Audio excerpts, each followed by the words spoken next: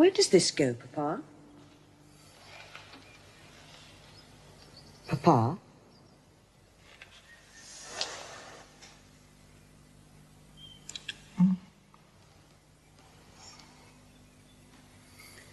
I thought it went next to Hermes.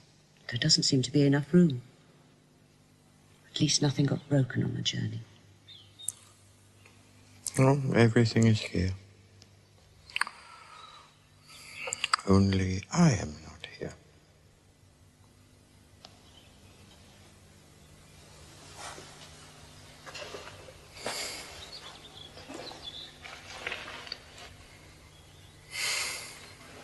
Would you like to go out into the garden? To join Mama and Aunt Minna? While we tidy up in here? Later.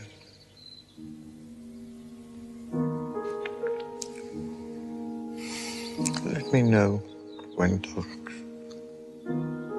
Dr. Shore arrives.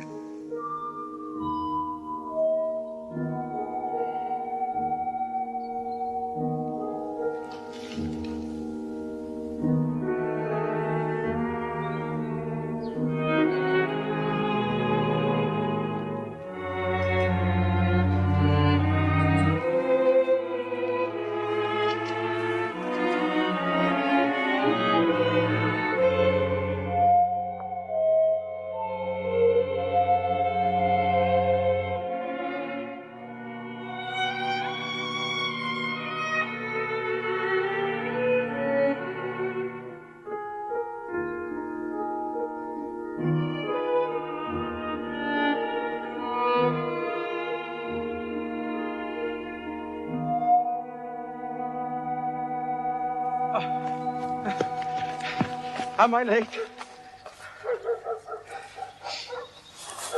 Mother? Minna? Forgive me. Dr. Breuer detained me. Talked and talked. We've been enjoying the sunshine. Enjoying it? Look at poor Schoenberg. We were just about to leave. You look exhausted. I ran all the way. Well, first a patient refused to eat the hospital food and I had to feed him with a spoon. Excuses. Oh, then I got waylaid by Breuer. More excuses. Schoenberg, come to my rescue. It's hot. Let's go inside. Oh, I want to hear the gossip first. What have I missed? What's the news? I called Frau Bernays a selfish old woman to her face. Well done. Sigmund. Her mother is selfish. And she won't change her mind now. We're leaving for Hamburg in a week's time. It's only for a while. Mother said so. I tell you, it's for good. A week's time. I haven't lost my temper. Cheer up, Schoenberg. We'll kidnap them and carry them off back to Vienna. Deliver them from their Egyptian servitude. This is hardly the promised land. The fact is, Mother doesn't want to live here. Vienna or Vladivostok. It wouldn't matter if we found two rich old husbands. Sometimes I think she doesn't even want us to be happy. How can you say such things? Oh, Marty, why pretend you don't know what she's like? Pretend? Oh, the way you spring to her defense. As if you were the only one who really cared about her. Well, we all know how much you love Mama. Of course Minna loves her. That's why she doesn't feel the need to spare her. I hope when I complain of your behavior that you'll regard that as a token of my love. I shall. I do. Only most of the time you're much too good-natured to complain. Rather like Schoenberg here. So when you tell the truth, it's usually with all the pent-up fury of the well-behaved. Whereas Minna and I... are foul-tempered. Foul-tempered and frank. So we can save our compliments for when we really mean them. You seem to have chosen the wrong partners, in your opinion. On the contrary, the right partners. It only remains to convince your mama. Come, Ignaz. Forgive me. It's the heat. We'll go indoors.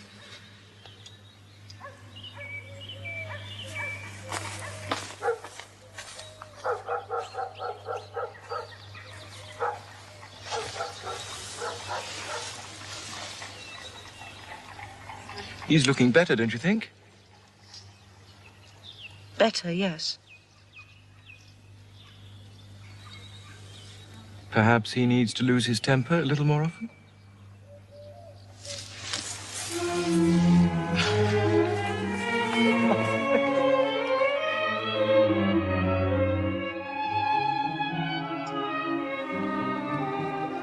You're very pale.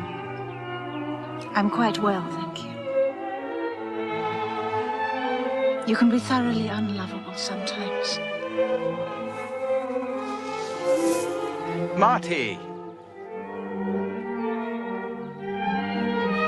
Marty?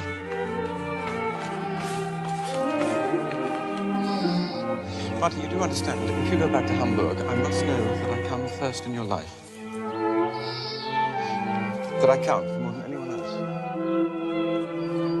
That I shall work all the harder.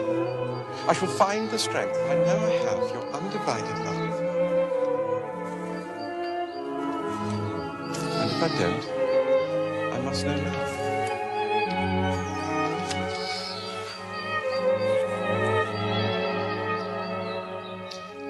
Let us consult what reinforcement we may gain from hope, if not what resolution from despair. Paradise Lost.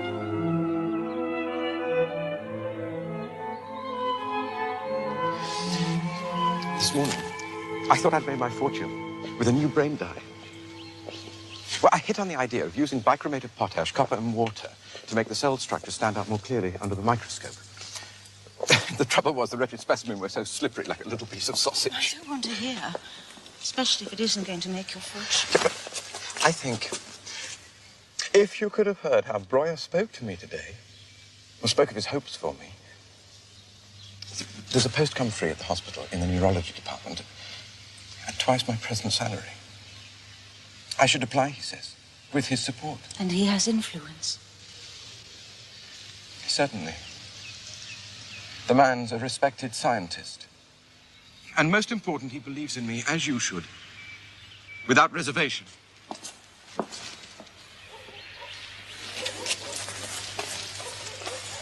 Well, then, if he can help,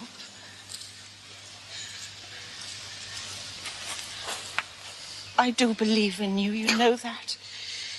Only be patient. Mamma feels her own poverty so keenly. Oh. Do you wonder she wants the best for Minna and myself? Marty, one thing you have to face. Your mother is the enemy of our love. And if you go on listening to her... I will not choose between you. My God, you're obstinate!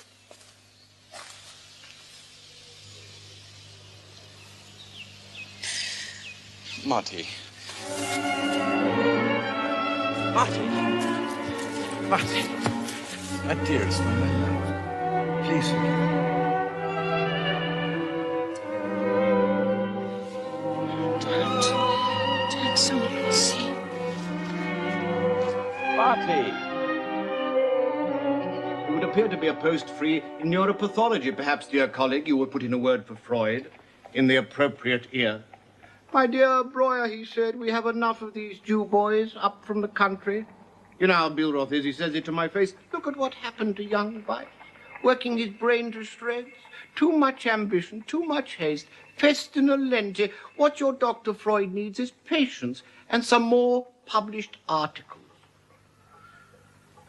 Now that I look at you more closely, I think he's wrong. What you need is a bath. Another day, Joseph. Thank you. I was walking, that's all. Then take off your coat at least. Walking in this weather. Come, shirt sleeves are allowed. Matilda's out shopping with the children.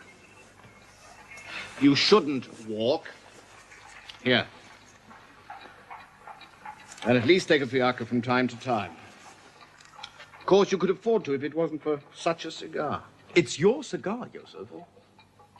Anyway, I wanted to walk. More published articles. Did you tell Bill Roth it was on your advice that I gave up my research post to train for general practice? And now a job comes free and I find my way forward is blocked because I haven't published anything. What do they expect? Well, like it if I tried to eat, let alone study. Internal medicine, surgery, dermatology, ophthalmology. Do you realize I've spent 3 months in the psychiatric wards? I can just tell the difference between manic depression and senile dementia. And I'm onto nervous diseases in a matter of weeks. And everyone knows when you do set up in practice, you won't attract patients unless you've found your field and established a reputation in it. How? I'm not like Vice. I don't pretend to be a genius. He, poor man, knew where he was going. At least he thought he did before myself. After 3 months under my nurse, struggling with dementia, alcoholics, syphilitics. I know one thing for certain. I'm not a doctor. And I'm clumsy. I'm clumsy with patients. I'm clumsy with everyone. The wards fill me with dread. And sometimes I think I'm going mad myself. For God's sake, Joseph, what am I to do? Hurry, hurry. He's got a job. He's got a job. He's got a job. Some rigidity. The devil. There's my spit. Ocular gyric problems. Downward gaze. Look. He's licking. Galileic tendencies. Carry on with the hydrotherapy. Oh, it's burning. It's burning. Admission reported. Yes, confusion, tics, recurrent shivers, motor restlessness, akathisia, intermittent torticollis, some improvement after electromassage, cure improbable, father syphilitic. Observe. The greater the madness, the more mechanical the human being becomes in its tics and tremors. A gear has jammed. A connection failed somewhere in the elusive chemistry of the brain. But where? Come, quick. If we could see better under the microscope, this ward would be empty. Come, quick. Come, quick. Who admitted this one? Shouldn't be here. I did. I admitted her. This one belongs to Schultz, Department 4. You'll see it after the autopsy. Brain tumor as big as your fist. You'll soon learn the signs. Now then, good morning. I preferred you with a moustache. Case history. My parents warned me about him. He's a ruffian. Emile. That isn't even his name. Well, what is it? Aren't I worth it to you? You don't deserve to be loved. Let her be. Let her be. You wrote last. She will quiet down. Delia. Delusional insanity.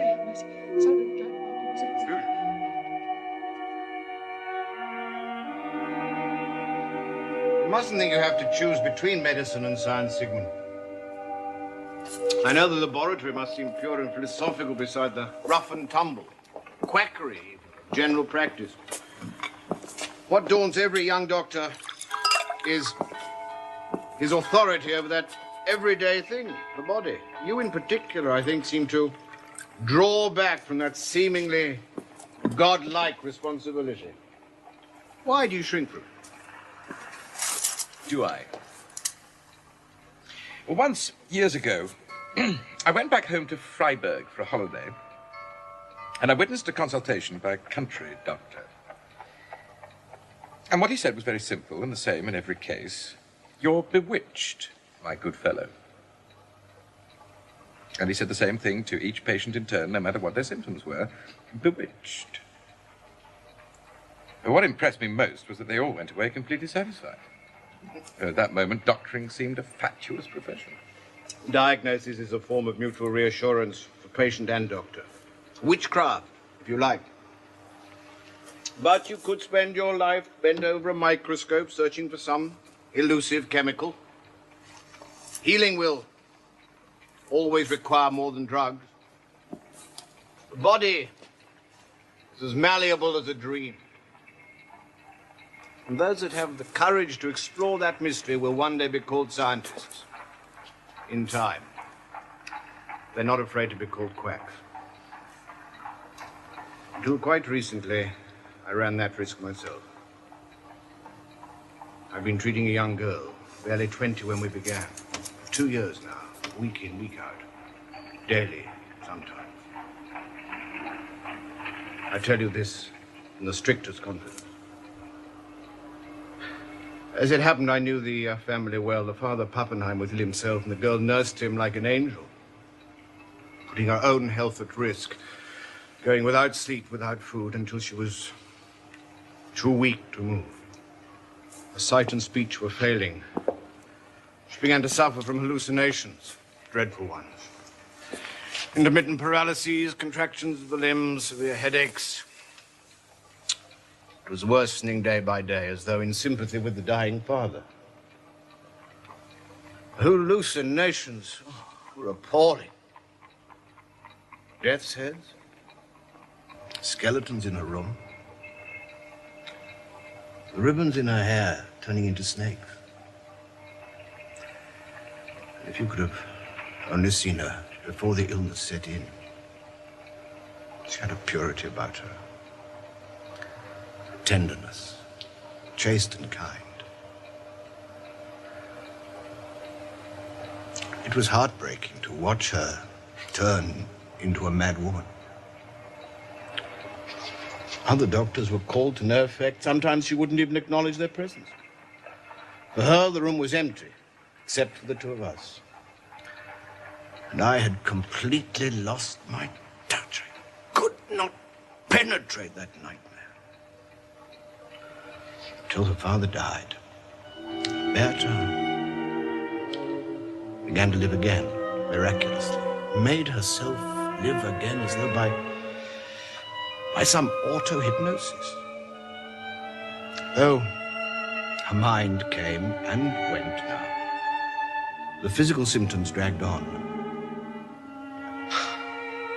And then I realized, if she could hypnotize herself, why couldn't I? Every evening I would attempt to induce a trance. She was a willing subject. Little by little, telling her she was well. Her arms and legs no longer cramped in pain. We freed the symptoms one by one, until there was no need for the trance. We only had to talk.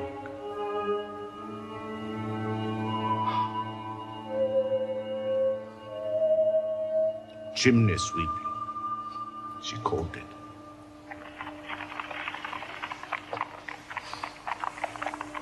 I didn't know you practiced the black arts, Joseph. Is there some Freemasonry? Ernst von Fleischl claims to be a hypnotist. Fleischl uses it as a party trick. This was a patient in a state of living death, insensible to every therapy, but hypnosis worked. If you cry witchcraft, let me remind you, it's a name we give to a lost art, or one yet to be acknowledged. Yes, I hypnotized my parrot once. Successfully? Just don't mention the subject when Meinert's around. It's his bête noire. He thinks hypnosis is a kind of pseudoscience with immoral side effects. Erotic mumbo-jumbo. And is it? Erotic? Not in my experience. I can't speak for the parrot, or indeed for Meinert. I think he gets his pleasure from dissection, wielding the scalpel. What we have here, my dear colleague, is a faulty machine. The question is, can the diligent brain anatomist find a cure for a short circuit? Ernst, will you take a look at this?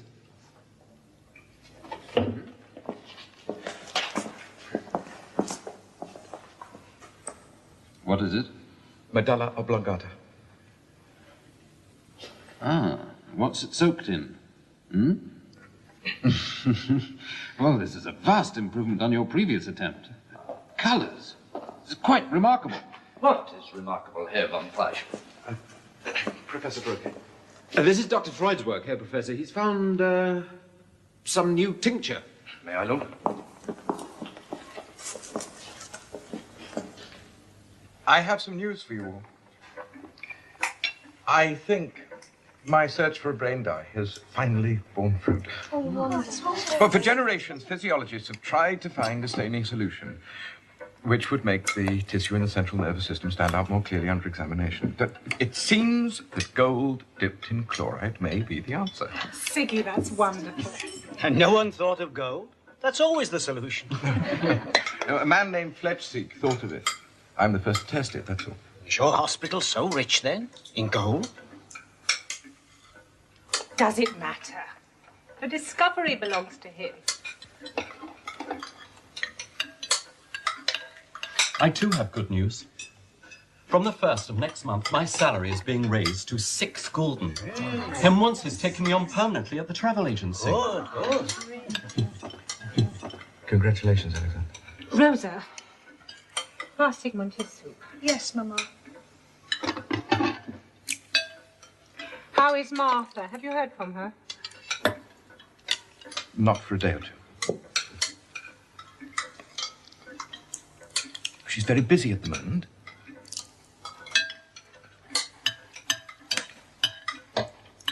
You know, this gold chloride business may be the turning point for me. Well, Brucker himself came into the laboratory and took a look at my first slides. And do you know what he said? I see your methods will make you famous yet. But my friend von Fleischl says he's never seen so well into the nerve fibers. He hopes it will transform the study of all diseases originating in the brain. I understand the great von Fleischl has a few disease fibers himself.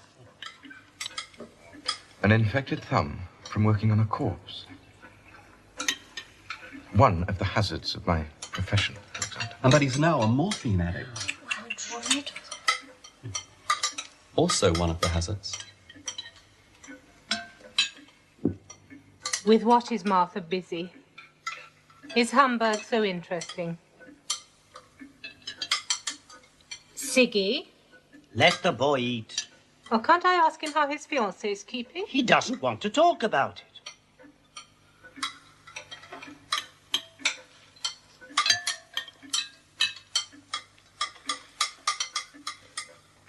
If he was happy, he would talk about it.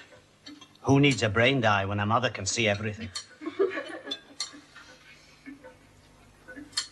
To tell the truth, I haven't been at all well since Martha left. Oh. Symptoms? Fatigues, migraines, depressions. In short, an ordinary Viennese in love. Well, the nights are the worst. I can't sleep for dreams. Oh. Violent dreams. Then I see Queen Mabeth been with you. No, sometimes I think this separation will cost me my sanity. I'm serious. You mean the frustration. There's a simple remedy for lustful dreams. Girls are plenty in the Leopoldstadt. You're speaking from experience. You've never been? I swear on the Madonna. Go on fearing for your sanity, then. This drivelling love is like a great natural that runs lolling up and down to hide his bauble in a hole. Have you ever noticed how madness and frustration go hand in hand? Now, if there are little chemical solutions, Zygmunt, a convenient antidote to lust. Pour me a glass, would you? Yes, when I finish. Now.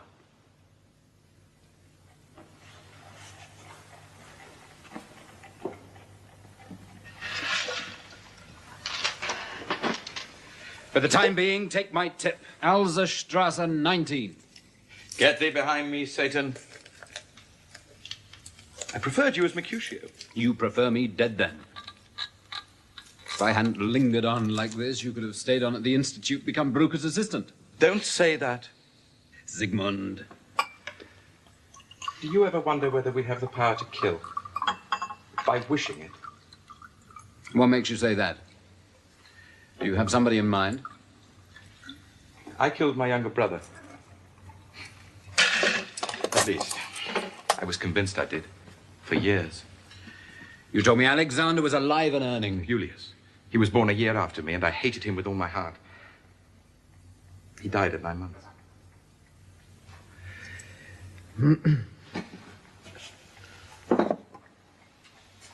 And you can remember all this age less than 2?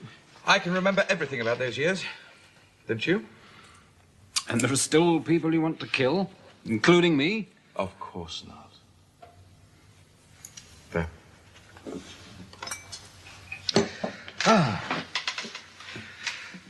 Prost. Prost. To the new conquistador, may he be forgiven his sins in the name of science, or at least forget about them.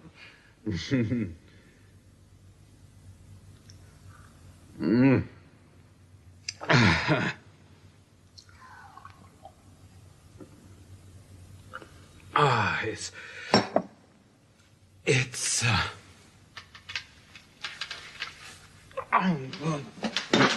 Ernst? Wait. Froggy. In the desk, in the drawer, in the desk, in the left, quickly.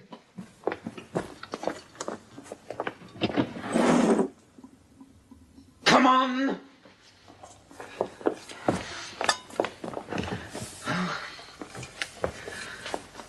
Oh.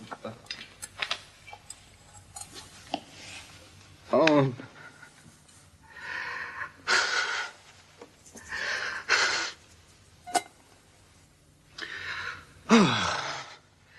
I've been without it for 2 days now. I've been without anything. I spent them mostly in the bath trying to ease the pain. Aunt Bill Roth, bring the operation. Waste of time. Death is already inside the walls. In God's name, you're not dying. An embossed carbuncle in my corrupted blood. Laurie! Oh, for God's sake, shut her up.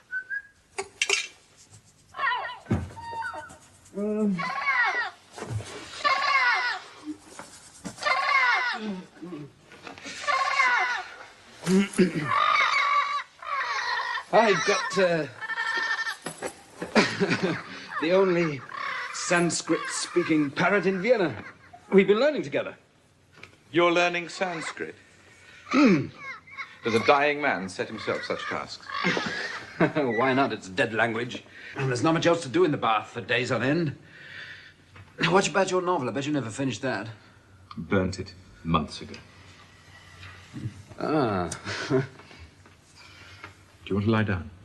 No, better now, thank you. You ought to rest. What a lot of Don Quixotes we are, Ziggy. Will any of us see 40, do you suppose? Come, sit down. Talk to me.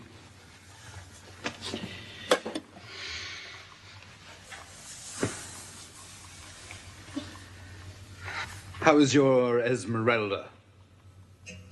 Surrounded by suitors, so she hints. Writers, sculptors. But she is chaste. As snow. A chaste Madonna. Did I tell you I was thinking of emigrating? No. Where to? England.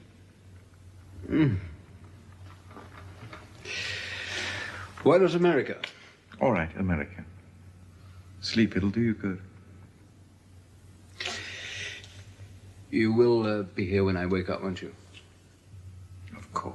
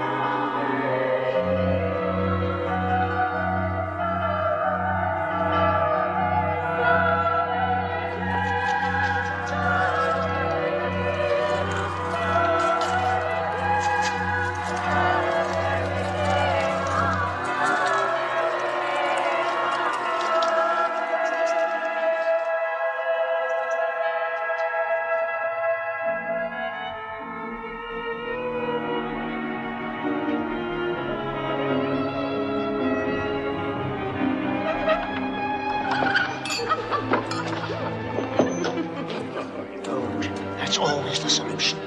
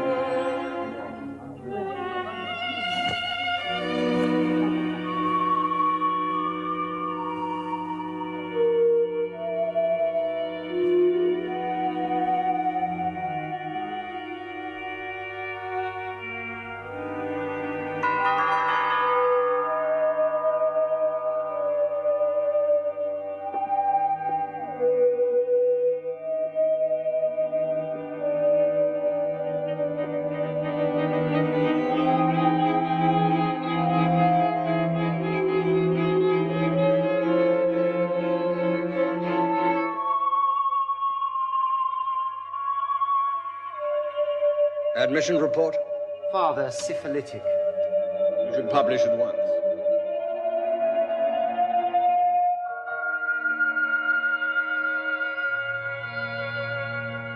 Papa, Dr. Shaw is here to see you.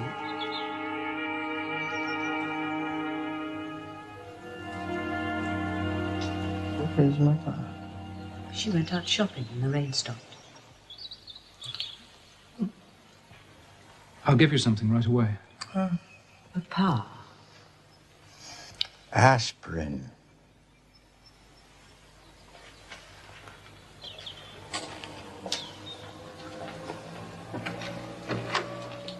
Just as it was in the Berggasse.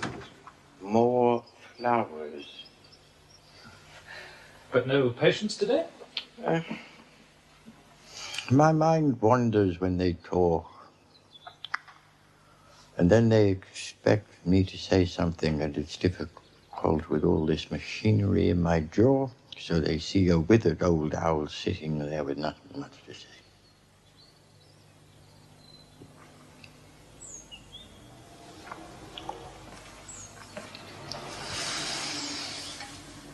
My dear Shaw,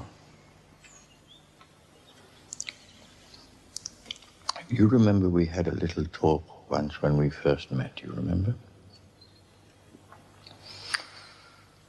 Death was already inside the walls, and we agreed when the time came, I should not be forced to suffer more than is necessary. I remember. Your predecessor, Dr. Deutsch, I trusted him. But he hid the truth from me for months.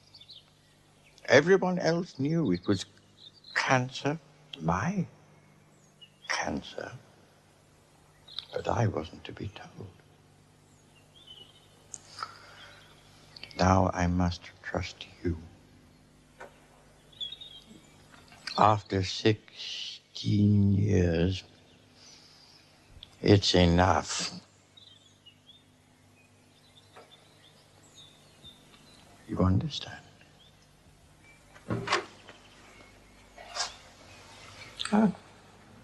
My aspirin.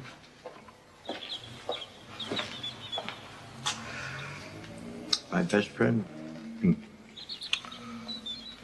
Unless you can find a better way for me to suffer this infernal piece of metal in my jaw and still think clearly. It's time to adjust it again.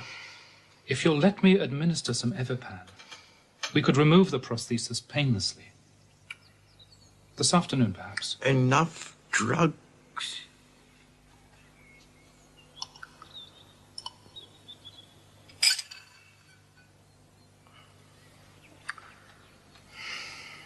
You know what Evipan is derived from, don't you? How much is in here? 1/20th of a gram.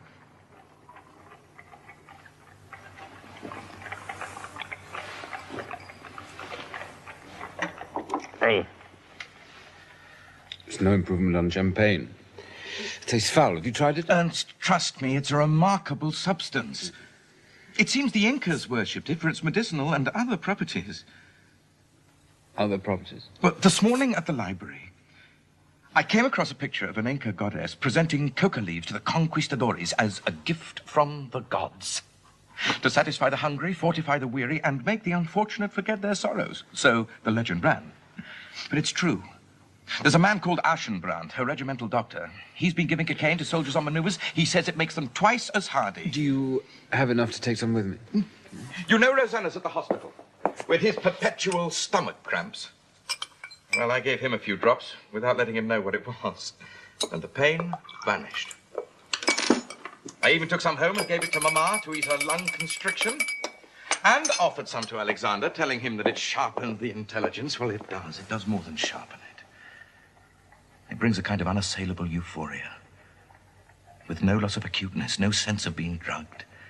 You feel perfectly normal. Certainly not overstimulated. And above all, without any cravings once the exhilaration passes. Imagine if cocaine could wean people off the worst addictions without pain, without nausea.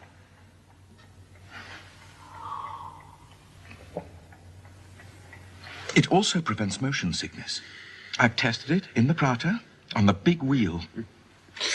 And how on earth have you found time for all this experimenting? Hmm? You sure you haven't forgotten your hospital duties and your exhilaration? There's ample time. I work at night. And the 7 Years' War? Gold chloride already forgotten. What an absurd, impulsive man you are. And with this, I can transform the living brain and through it, the living body. Do you realize this is the panacea that the ancients knew? This is the elixir old Ponce de Leon spent his life searching for? Meineth's right. Our salvation is real, it's chemical, it's not metaphysical, and it's right here, in this precious powder, health and happiness. You know, I'm beginning to feel quite transported already. Be warned. Cocaine is also a most powerful aphrodisiac.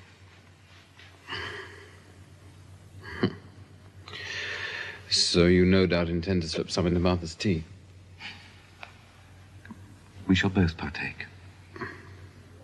In the name of the gods. Mm. I must already was my friend. Go on, Rosalie. She went go and take some more. Distracted here. No, you had your chance. Now You can expect a certain numbness on the lips and tongue. So I've noticed.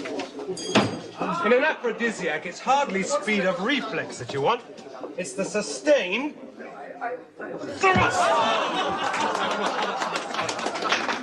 Leopold, I'm serious. While I'm away, you must try some on your patients. I'm an eye specialist, Sigmund.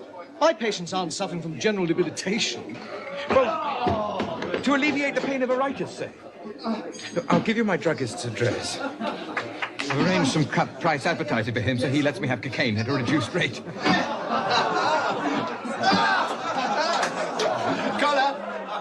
Come and try the dynamometer. The record stands at 7.5 now. With or without cocaine? There's with cocaine. Have you taken some? Yes, I have. The first time in my life, people come to me. Editors asking for articles, colleagues seeking advice, and drugs. Even my professor's danger recognized me in the street. There's Freud, the father of cocaine. Don't you believe me? Of course I believe you. I'm going to put in for a lectureship next spring, resign from the hospital, and go to Paris. Then back to Vienna. Wait. Why to Paris? To study. Under Charcot. Breuer says he has the best collection of people's brains in Europe. And he's promised me an introduction. Then back in triumph to Vienna, a fully fledged neurologist, a lecturer in neuropathology, ready to set up in practice. You're not listening. I am. It's the cocaine making me laugh. Would you like to spend your honeymoon in Lübeck when I return from Paris? Perhaps while I'm there, I should try my hand at hypnotism. It's Charcot's speciality. He knows the power of suggestion.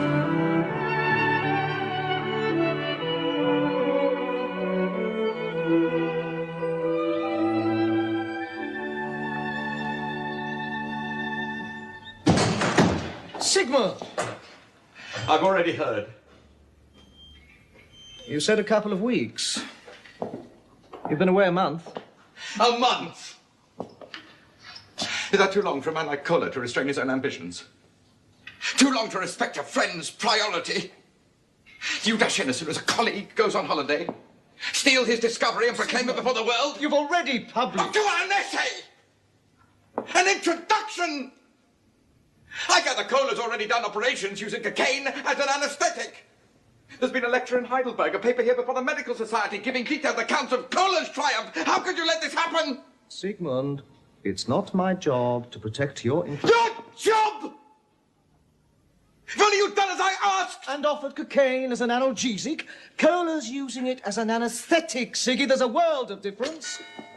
Not just palliative treatment, but to deaden the eye for operative purposes. You and I, we were concentrating more on the internal uses of the drug.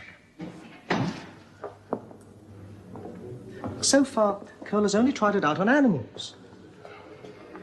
He's due to read a paper to the faculty on the 17th. You could give one too. It's been done before. To be the first, Leopold. The first. You know what it means. If I could see the Herr Professor on a most important personal matter. If it's brief, Dr. Freud.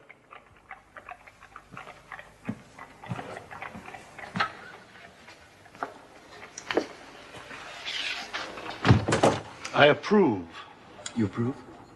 The beard. Much better. Yes. Herr Hofrat, for some months now, I've thought of forwarding a formal application for a lectureship in neuropathology. And I should like to ask your opinion whether or not, on the strength of my existing publications, I stand any chance of being elected, or whether I should wait until I have more. What are your papers on, Doctor? Yes. Coca, I know.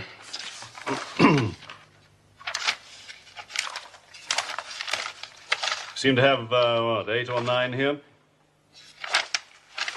Yes, by all means, send in your application. When I think of some of the people elevated to the rank of lecturer, well, I don't think there'll be any objection. I have several more things to be published, 2 of them in the immediate future. Oh, you won't need them. These are more than enough. But there isn't much about neuropathology in them. Who knows anything about neuropathology until they've studied anatomy and physiology? You seem to doubt your own credentials. Everyone says you're an excellent anatomist. Just what we need. Well, then, may I take it you'll support my candidature? I believe Professor Burker will. Well, in that case, there shouldn't be any opposition. And if objections are raised by the faculty, well, surely he and I are men enough to push it through. Is that all? Thank you. Thank you so much. Dr. Freud.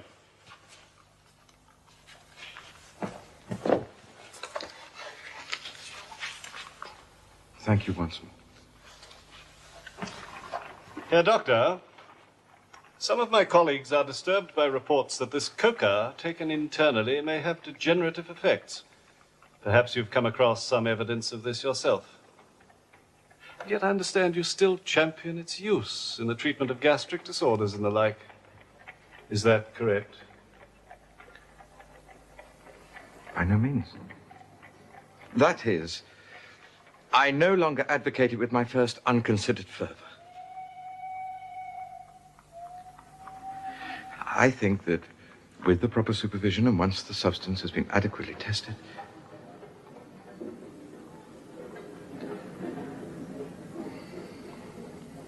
it's true. I don't believe we know enough about cocaine.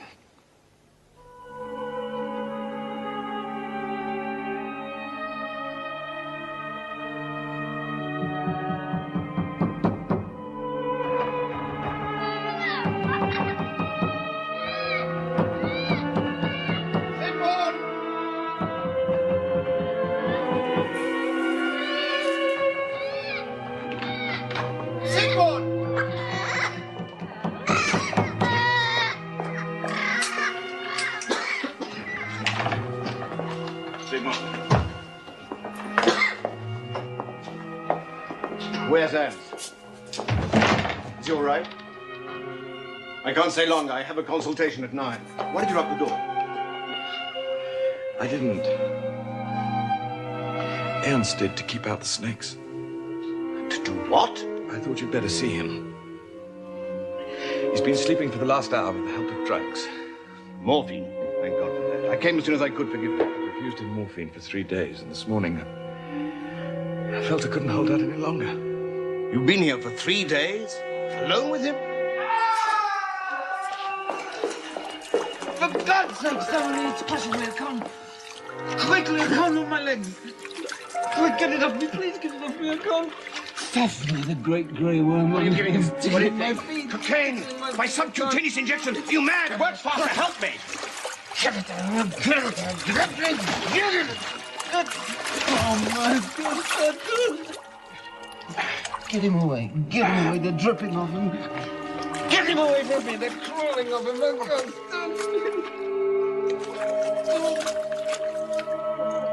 It's all right. Leave me with him for a moment, please.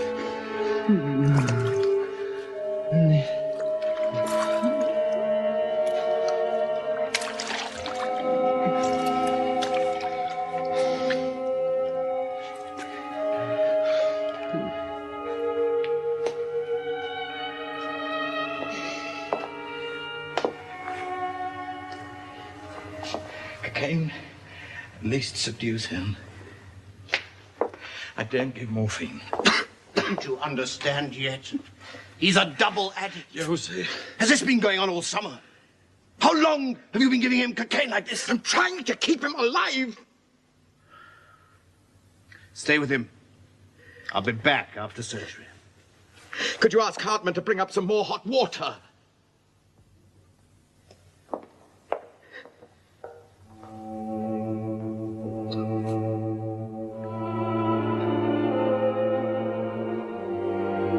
Sigmund. Are you in pain? No. Still drowsy. Otherwise, remarkably good. What were you reading? Dante. Not a bad translation. By a certain von Fleischl. Is there anything you need? No. Oh, strange. My brain is racing again. No wonder the ancient philosophers did all their thinking in the bath.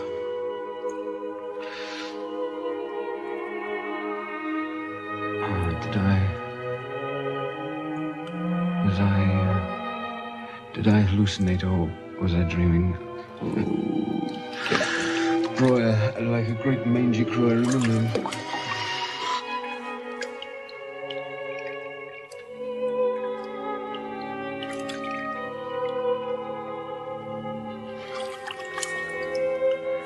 I remember in the Purgatorio the man who reaches out for Virgil's hand. Such is my love, that I, poor ghost, forget and treat as flesh the stuff of shadows.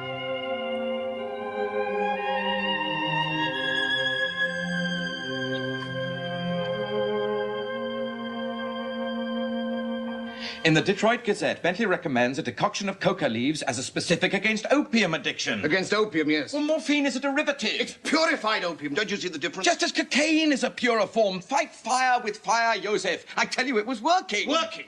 The man craves morphine. But that's not my doing. When Bill Roth operated on him, he had to give him morphine, knowing Ernst was an addict. The man was in such agony. We had to start all over again with the cocaine treatment.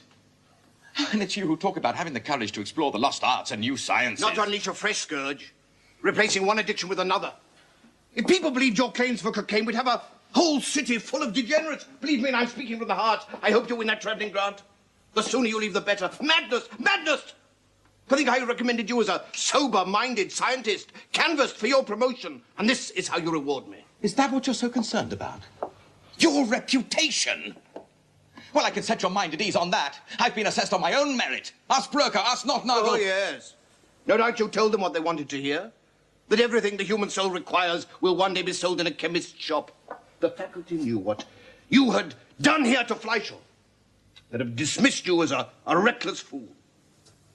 And you'd rather let him die? Is that it?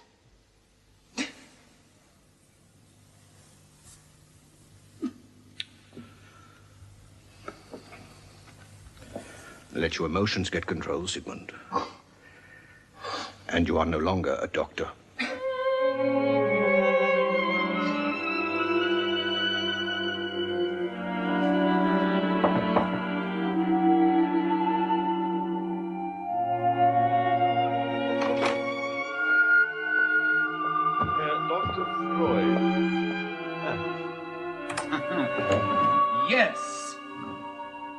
I've decided to rejoin the living. I was beginning to feel like Mara in that bath, waiting for Mademoiselle Corday. Is this better? You've got the grant. Yes. And I've resigned my position at the hospital. So everything's in the balance now. Ah. Congratulations. I need you more than ever. When I return from Paris, I shall be at your mercy as a novice in general practice.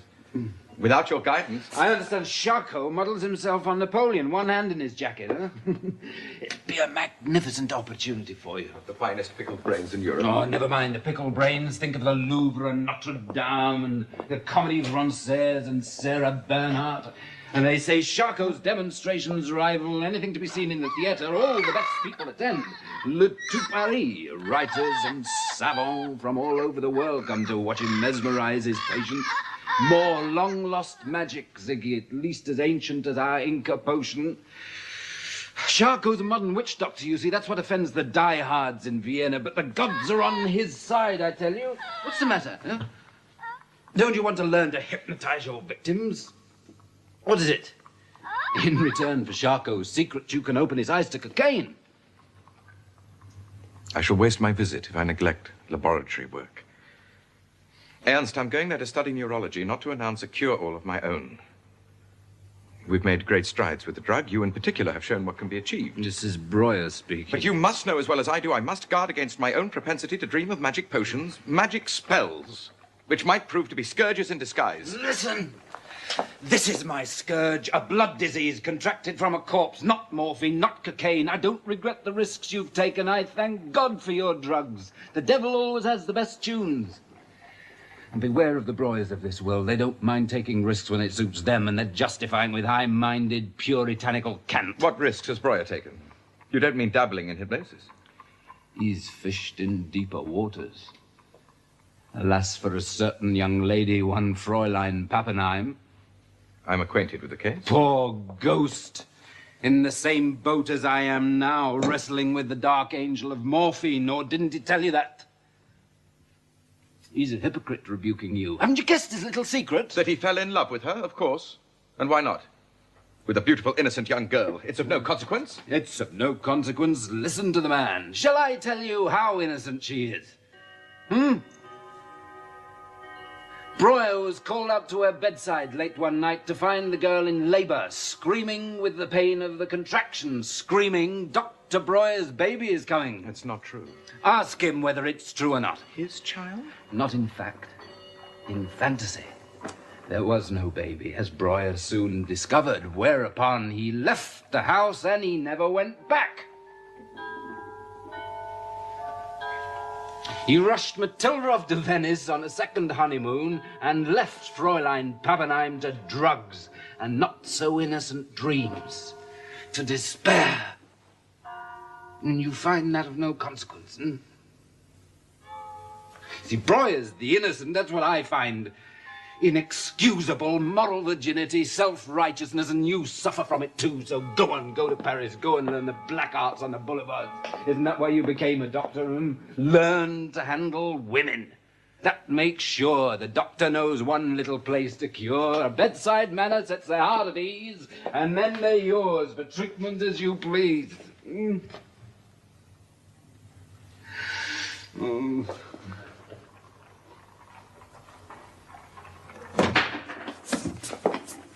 No, God. No.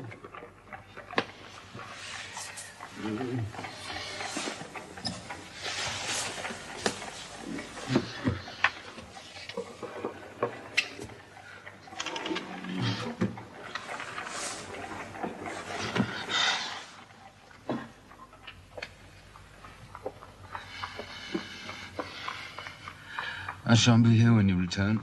In God's name. You know it as well as I do. There have been days when I hoped you would understand and not force me to suffer longer than was necessary. I would have taken steps long ago had it not been for my parents with their high hopes. Perhaps,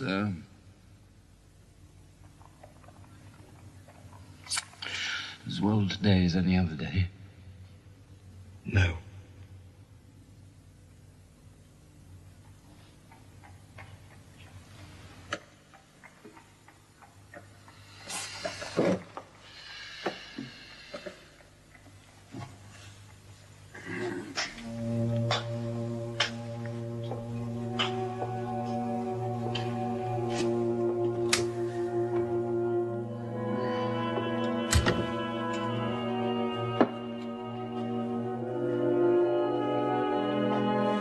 No argument. A farewell gift. Against I can't. In the name of the gods.